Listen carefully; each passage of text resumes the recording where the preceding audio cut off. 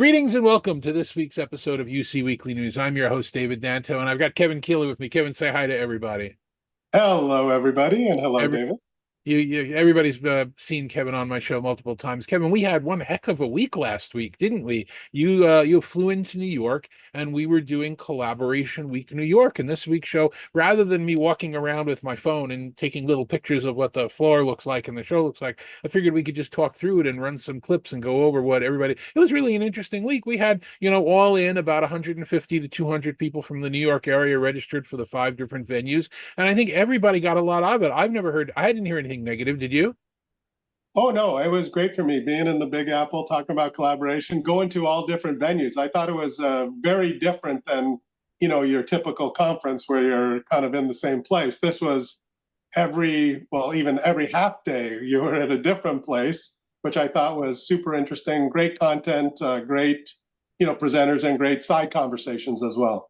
Yeah, so we have, for anybody who's interested who did or didn't attend, it doesn't really matter, I guess. If you go to collaborationweekny.org, and I guess I'll put that up here one more time on the screen, you'll see all the please register, come, here's our speaker stuff. But on the last page, which says presentations and photos, I have updated that. So now you have photos of each one of the venues and the presentations just as they were presented up there as PDF. So if you're interested, feel free to take a look. It's going to be there. The first session, and let's kind of walk through them all because I was at all of them. You were at most of them. The first session took place at Cisco's offices at Penn One. The folks that run, I think it's Gulf and Western, but I'm not 100% sure about that. The folks that run that facility, which used to be called One Penn Plaza, did a whole rebuild that they're still in the middle of rebuilding the front of the Madison Square Garden area. And the big changes, they changed it from One Penn to Penn One.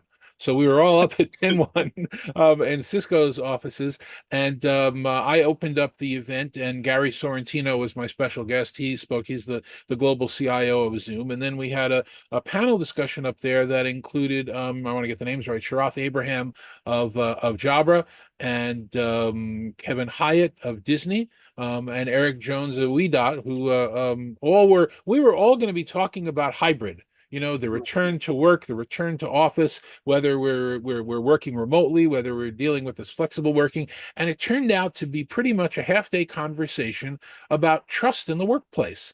That we all kind of, at least the collaboration professionals, we all kind of got past this idea of returning to office versus hybrid versus flexible. The answer is one size doesn't fit all, and it is what it is, and you can't stroke everybody with the same brush. It's got to be what the organization needs and what it doesn't need. But we were all talking about how terrible it was that firms that are, making profits in the billions are firing 10, 20, $30,000 people at a swath just because they feel like it, because their stock goes up. We were talking about how crazy it is to have to jiggle your mouse after 5 minutes in order to get the screensaver to not come on when you're sitting at home and no one can see your screen anyway. Or that, when they've got ping pong tables in the office for break, but they want you to badge into the ping pong room, so they want to know when you're being lazy. The whole area, Gary Sorrentino's great quote, and I'll try and play it. I know the audio is bad, but was this idea is if you would never hire somebody that you didn't trust, if you would go 3, 4, 5, 6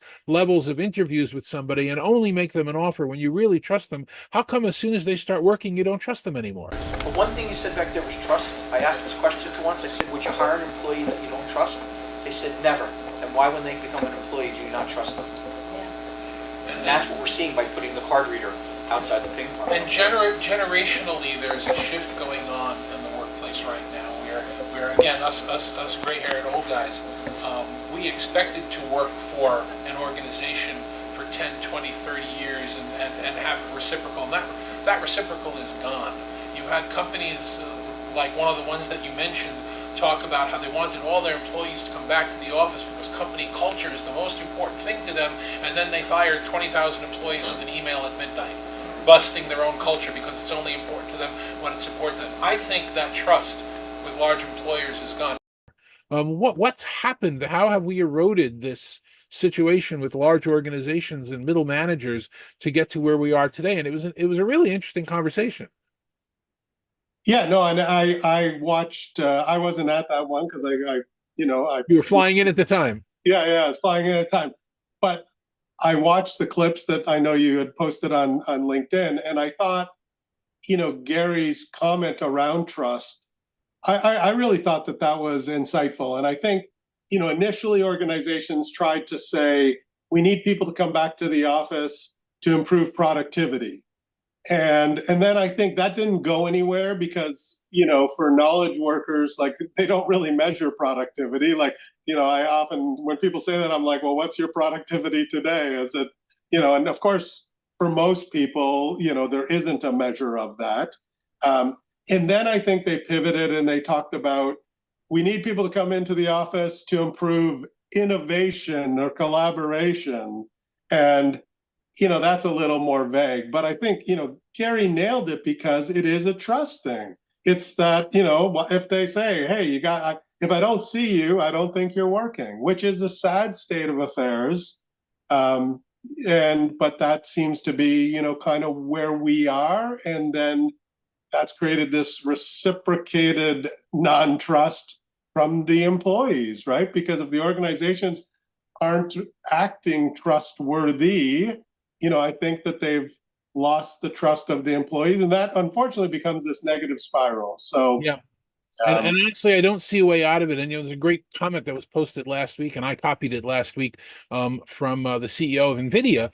Which what is there? Are they now the $2 trillion cap company? I was reading the numbers are just off the charts, and oh their yeah, CEO has said, "I trust my people. I don't care where they work. Why are we even talking about this?"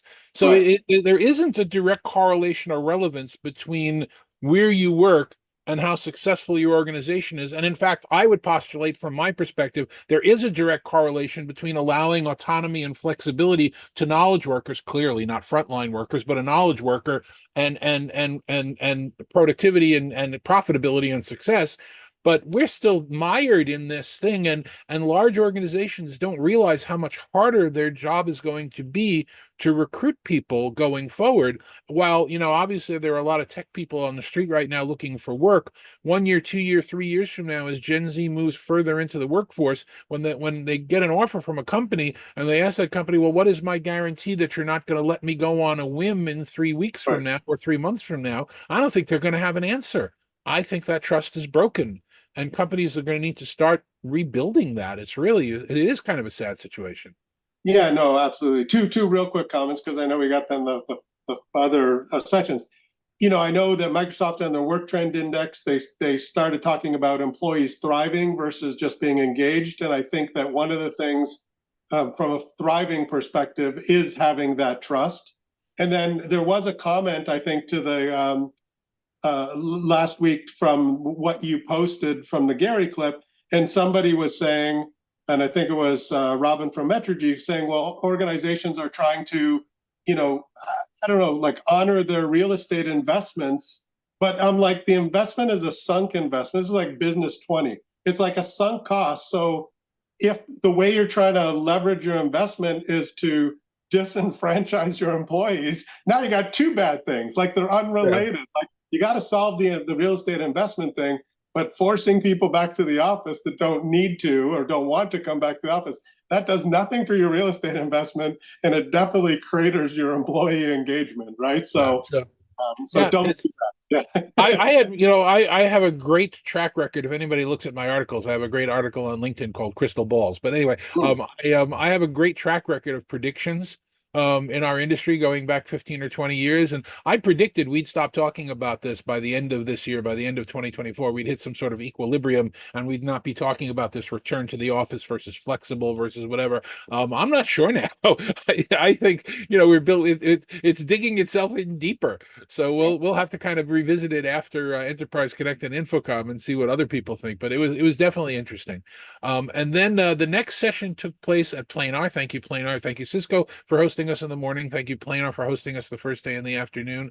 First afternoon, where Mark Peterson from Chen Milson and Wilkie was talking about, for future ready rooms, how are we building? How are we future proofing? What's the facility look like? And we had a great panel discussion there with Mitch Hershkowitz representing Canon, and Ken Scatura representing Yorktel, and David Albright representing Legrand. And what came out of the conversation, which was actually really interesting, for years and years and years, us technologists, us AV people, had a back seat at the design conversation. Architects would come in and they would build these fancy spaces with beautiful aesthetics and gorgeous lighting, and they'd leave a corner of the room for the technology, and our technology people would come in at the 11 and a half hour and say, I can't work in that corner. And the lights you hung in the middle of the room, they kind of block the view, and none of this works. But it wouldn't really matter because we were the stepchild there. But it looks like, from what everybody has been saying, that conversation has changed. That we've got end users approaching the specialists and the technologists in our space saying, we want to talk to you first. We want to build facilities that work, whether they're rebuilding a room or rebuilding a whole floor or a building. We're now getting closer to the front of that conversation, which I think is a remarkably good change that's happening in the industry. Yeah, absolutely. And we saw that, I think, echoed at the last session at Poly, and they presented some stats that said if people are going into the office, the first thing that's most important to them is having the right technology. So it's great to hear that, it's not, as you said, it's not the architecture and then, oh, let's try to cram whatever technology fits afterwards. And for me, just overall this whole week, I mean, I focus mainly on the platform and help organizations and the analytics. So, being with such a great collection of, kind of people that are dealing with the more physical, the room setups and more the engineering and the cabling, I found it, I learned a lot, and I loved this, getting all these pieces functioning together. Like, that's what makes us more productive and more effective, and the spaces really work. So, so it's like the AV and the architecture and the behind the scenes, the platform piece. And if you can get those right, and it's not as easy as we would like, it takes, expertise. But then I think, the office becomes a place where people can do their jobs and thrive, and and that's really, of course, what we all want. Yeah. No, it was an enlightening and wonderfully upbeat part of the week last week to learn that maybe people are starting, after a 45-year career that I've had, maybe people are starting to take this seriously. So Right. so that was a really good thing to happen. So you opened up day 2 for us. We were Crestron arranged for us to be meeting at Microsoft's facilities at Soho. Gorgeous space. Everybody was really impressed with how beautiful it was, and the room that we were in. And you had the difficult and wonderful a responsibility of explaining AI to everybody. Tell us the history of AI while standing on one foot. And you went into some really interesting points, right? I mean, I know that one of the most important things that everybody was really interested in was your comparison chart. Right. Yeah, and yeah, and I think the chart was, even as I said, it's important to understand, how the different vendors are adding AI to the collaboration platform. So it, looked at, Zoom and Cisco WebEx and Microsoft Copilot and Google Gemini that they're adding to Workspace. But I would say, and I did say, it really is less about the comparison, because you have a platform. And I think that, most organizations, they're not going to, say, hey, I'm going to move from Zoom to WebEx or WebEx to Teams or Teams to, Google, simply because of the AI. So really the focus is, and I tried to make it on leveraging the AI companion or AI assistant or copilot, to the best of your ability, and understand the limitations. And so I tried to highlight the differences in terms of the vendors and where the data is going, what models they're using. And of course, week to week, maybe this week, the chart that I presented last week, maybe it's out of date because this is changing quickly. But I think that, understanding the compliancy and the data residency, and then, making sure, and there was a lot of talk about training. I always hold that training is of critical importance. And I think end users really do need to understand the limitations of AI, but also how to generate a prompt that you can, get the most out of AI. And so we had some great, discussions during and after the session as well. Yeah, the panelists you had, Charmaine and EB and Gary, and we'll show a little clip of them while we're talking. We're actually getting really into that around without arguing with each other. Everybody's being Right. very cordial and very agnostic for the whole event for everybody's. But should the AI assistant require training, or should it be smart enough to know what you need automatically? Should Clippy be popping up on the screen and saying, I get what you're doing, let me do it faster? Or Right. should we have to train employees that this is there for you? And we got into that huge debate as to whether or not it should be intuitive, which everybody kind of prefers, but if it's intuitive, then we're probably only using, what were the numbers you were talking about, 3%, 5% of the capabilities, and not even knowing about, the other 95% of things that it could be doing without the training, which brought us into a conversation about, well, everybody's workflow is different and you've got to figure out the best way to fit it into your workflow. Yeah, and I think this is fascinating because, I think one of the things that I am hopeful around AI is that AI unlocks. Yes, I think somebody said, on average, people use 2% of the capabilities of Excel. And, the hopefulness around AI is perhaps you can just say what you want to do, and then AI is smart enough to know the 100% of AI of Excel functions or all the tools that you have at your disposal, and it just says, "Yeah, David, I get what you're trying to do. Here's the tools that either you should use," so it surfaces that to you, or, "Hey, ideally, okay, I'm going to go and create that survey you wanted, and I'm going to use Microsoft Forms, and I'm going to send it this way because I know this is the best way," right? So I am hopeful that that's where we get to. That's not where we are now. And I think the real training on AI is just to make sure that your end users understand that it can be phenomenally, wonderful, but it can also get things wrong. And so you do need to double check it, whether it's a meeting summary. And I think people, forget that. And this is where it goes back to and ties in with the rooms. The audio, that the speech to text transcription is only as good as your audio pickup. And so if the audio pickup, like in some of the first days recording, if you try to do a transcription, the transcription is going to have errors. And then AI looks at the transcription, and of course, that's what it's basing it on. So then the errors are propagated forward. And if a human doesn't review that and just sends out, says, here's the notes, here's the notes from the meeting, that's going to cause some problems. So I think we need to train the end users to understand both the opportunity and the challenge associated with AI, at least where we are today.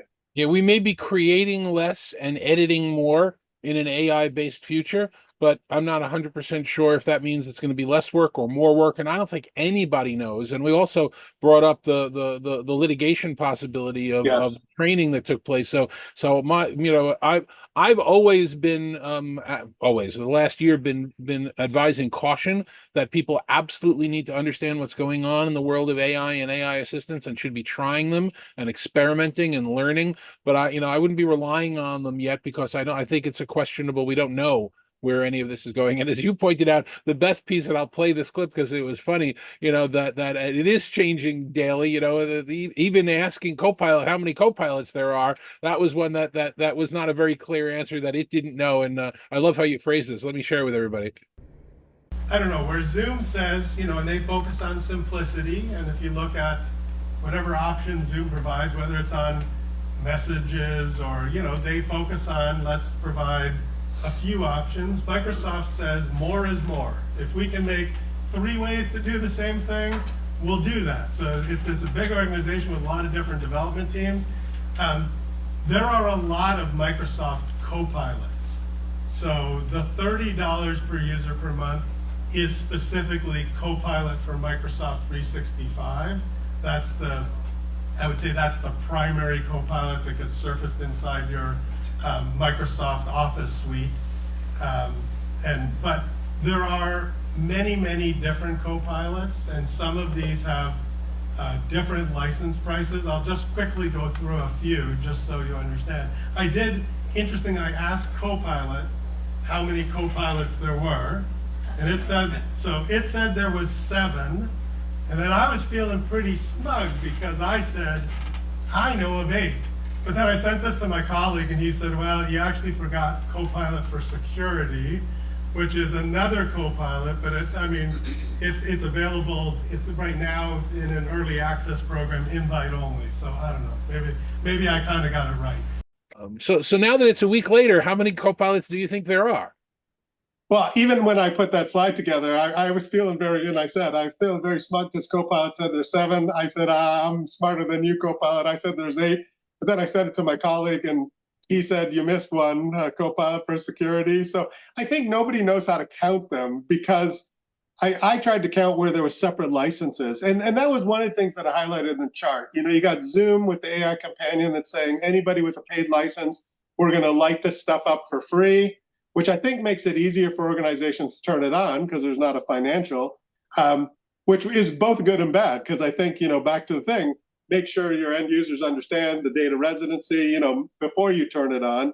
You know, on the other hand, with the Microsoft at $30 per user per month, that's why I say 2024 is probably a year of experimenting, because if you have 10,000 people, I'm pretty sure you didn't budget $30 per user per month times 10,000, you know, in 2024. So, you know, now you can get it for a handful of people, experiment, figure out the use cases, because everything, you know, and you made this earlier, this point earlier in the segment, that everything is specific to organizations. So figure out if AI is helping or hurting, and then figure out who needs it and who could benefit from it. Do that in 2024. So 2025, you can make sure you're leveraging it, because it will give you, properly applied AI will give you a sustainable competitive advantage. So you can't ignore it. And you pointed out, and then Rich Hassan of Crestron pointed out in his presentation, this idea of hiding in plain sight.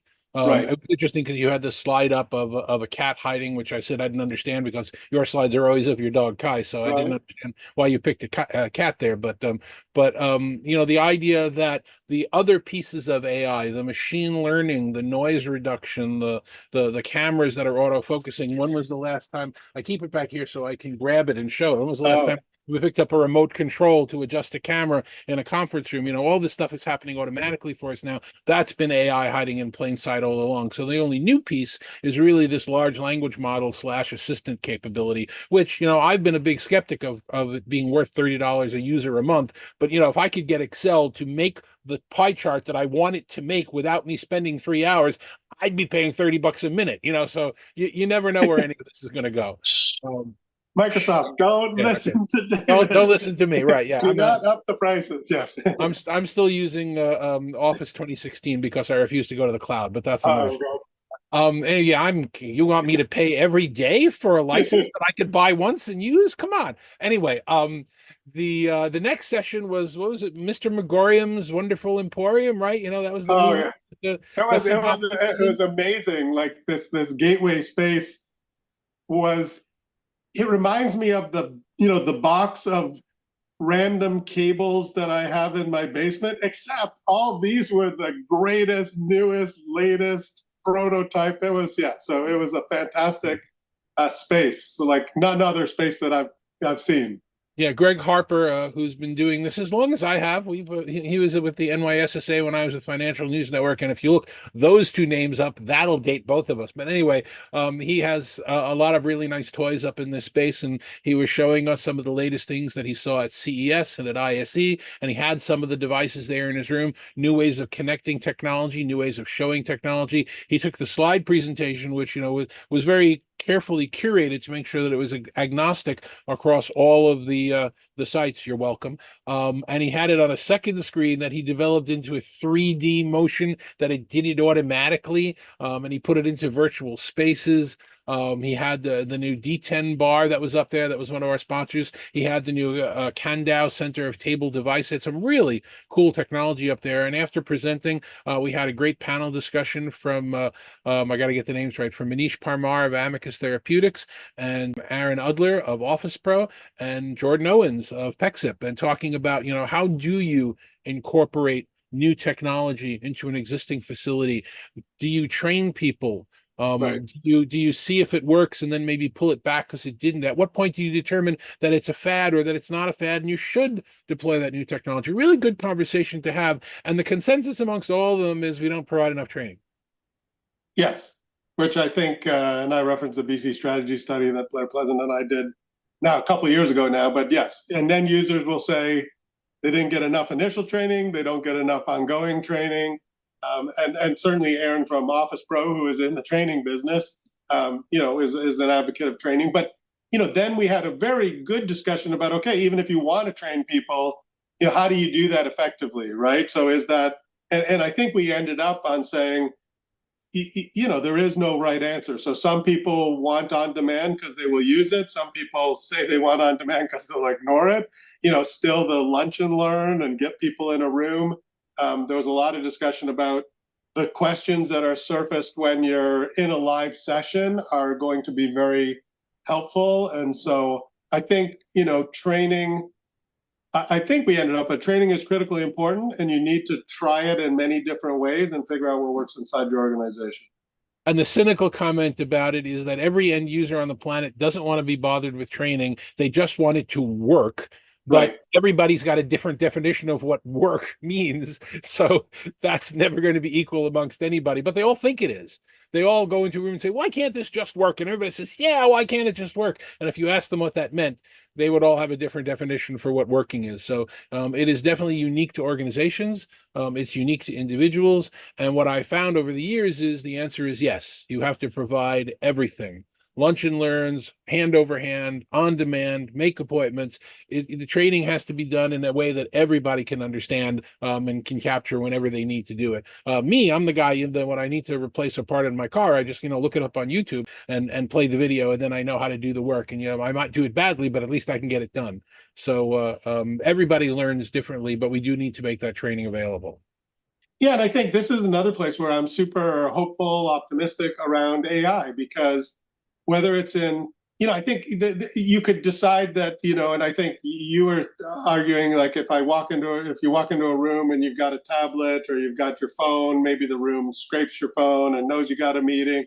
Well, I think that is awesome. I think that, if 5 people walk into the room and you all have phones, and, now it becomes a little challenging. I think this is where, in my future vision, I'm going to say, here's my crystal ball. 5 years from now, walk in a room and you just have a conversation with the room in terms of what you're trying to do. You say, hey, room, start my meeting. I have a remote attendee and they want to join. They want to share some information.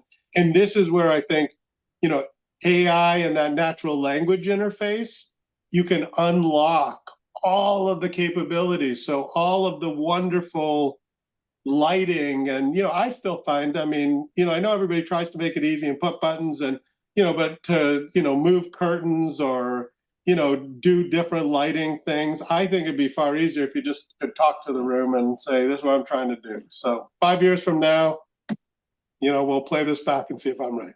Well, I've predicted voice first in a lot of places and was shot down, and it hasn't moved as quickly as possible. It's interesting, and this is a completely tangential subject. I mean, we'll waste time on, but the voice first AI assistants, the AI was so terrible that, you'd say it like 19 times and get so frustrated, you'd throw it against the wall and do it yourself. It's interesting that AI has popped up in our society in places other than the voice first assistants. It kind of got them left behind. So we'll have to see where that goes.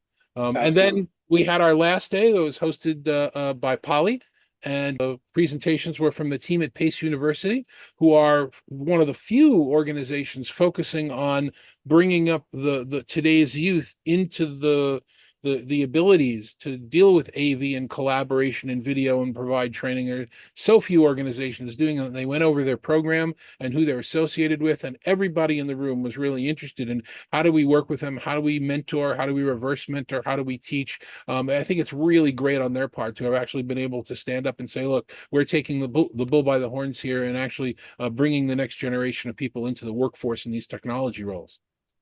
Yeah, it was a fantastic presentation, like their whole experiential learning, and now they have this, minor in Navy. They brought Cece, one of the interns, who was, just so passionate, and you could just see, she just loved the program.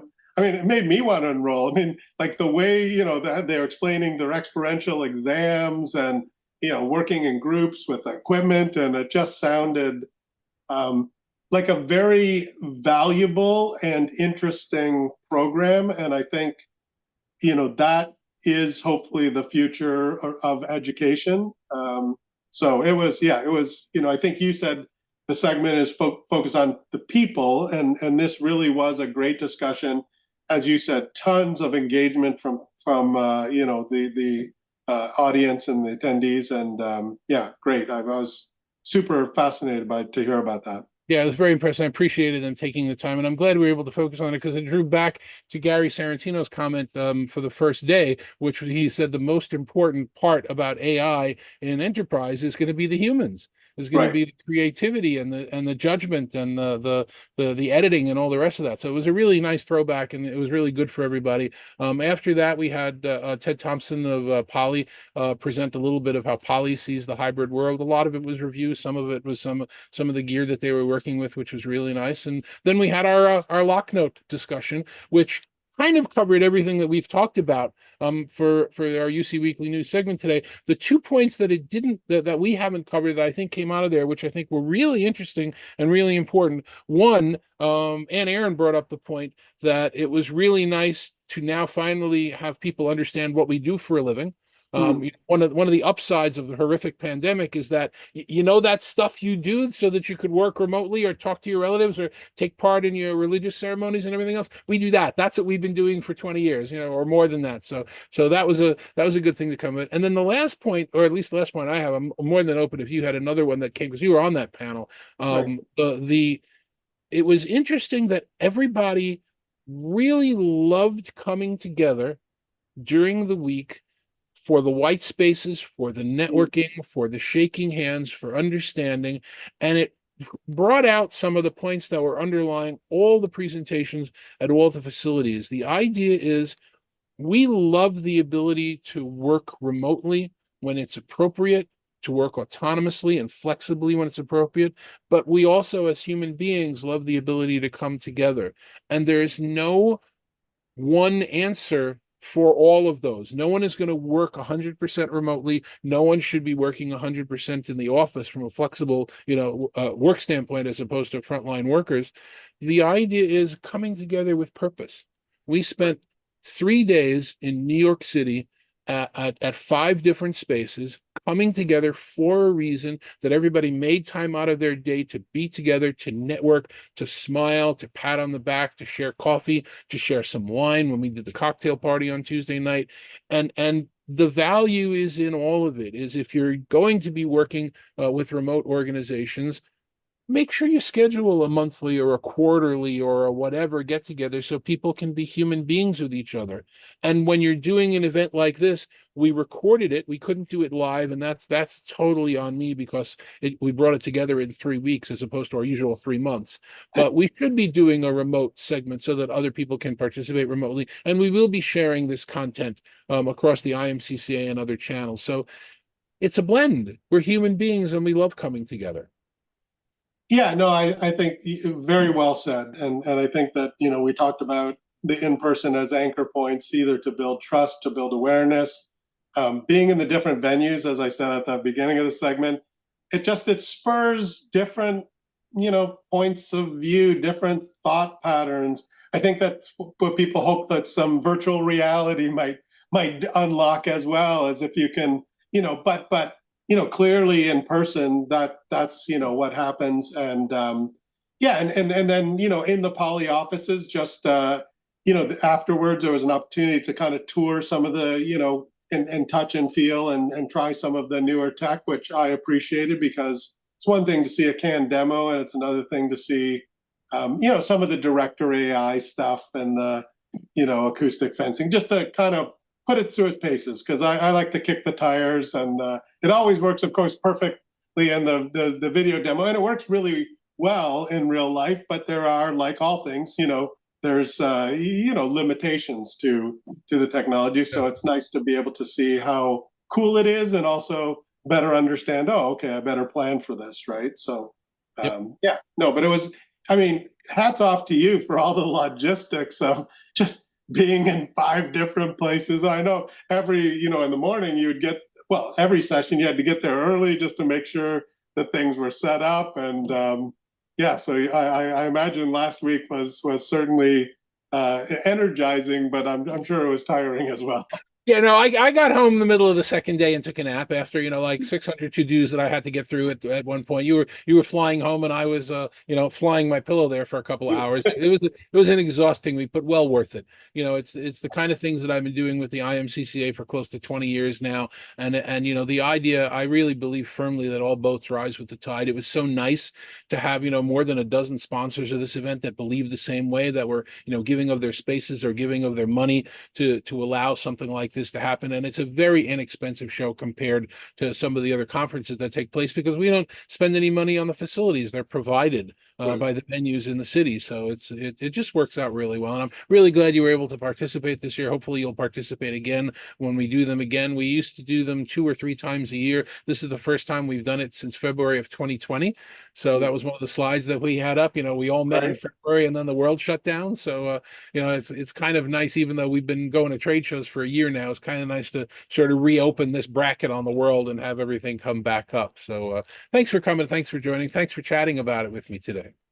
Yeah, it was a real pleasure to participate last week. And yeah, and it's exciting just even to recap it. I'm just fondly remembering. So yeah, hats off to you and the IMCCA. And I would love to participate when you do it again next year. We will do it again. So the next time you and I likely will see each other, unless something weird happens, will be at Enterprise Connect, which is at the end of March. And our guest on UC Weekly News next week will be Eric Krapp, the general manager of Enterprise Connect, and he's going to give us a preview. He's got a couple of little different things working the show this year. He's trying some new things, which I think is the sign of a great conference. It's like, all right, we have what works, we know what works, but now we're also going to try and put some, salt and pepper and spices and see, if we like it, great. If we don't, we won't do it again, and that'll be great. So I'm looking forward to having him talking about that on the show this week. So before we close this week, Kevin, if somebody wanted to get in touch with you to either get some of your expertise or just chat with you about things, how would they go about doing that? Well, as always, they can look Kevin Kieller up on LinkedIn. But if you're going to go to Enterprise Connect, I'm delivering a session on Monday on Teams and Copilot, which is hopefully, I think it's going to be well attended. And then on Wednesday, Brent Kelly and I are going to effectively look at all the AI across all the other platforms. So I would love to meet up either on LinkedIn digitally, but certainly love to meet up in person at Enterprise Connect. That'll be great. And I'm going to count that your Monday session, it'd be like about a month and a half from now. You'll tell us how many co-pilots there are then compared to what there were now, and see if the number has changed. So I will count for you, David. I appreciate it. Thank you very much for joining us, Kevin. And thank you for joining us as you do every week on UC Weekly News. I'm David Danto. You know how to reach me anytime. It's always a pleasure to chat with everybody that reaches out. You can just Google David J. Danto. I'm the only one. And until next week when we chat with Eric, thanks very much for joining us. And we'll see you next week.